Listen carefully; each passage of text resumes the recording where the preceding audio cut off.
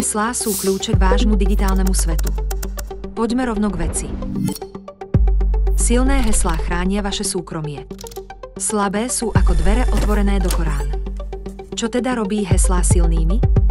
Počet znakov. Heslá by mali mať aspoň 12 znakov. Komplexnosť. Kombinujte veľké a malé písmená, čísla a symboly.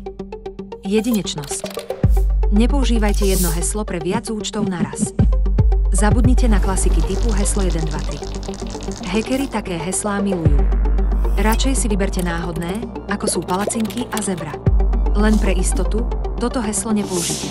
Zvážte použitie prístupových fráz, ktoré sú všeobecne ťažko uhádnutelné. Skombinujte nesúvisiace slová do jednej frázy, napríklad tiger a banán v roku 2025. Pridajte symboly a čísla na zvýšenie ochrany. Ako si zapamätať všetky heslá? Pomôže vám správca hesiel. Ukladá, chráni a generuje silné heslá. Stačí vám iba jedno hlavné heslo, akýsi superkľúč. Používajte silné heslá, správcu hesiel a uzamknite svoj digitálny svet. Zostaňte bezpečí, chráňte sa a nezabúdajte, že aj hackeri považujú heslo 1, 2, 3 za vtip.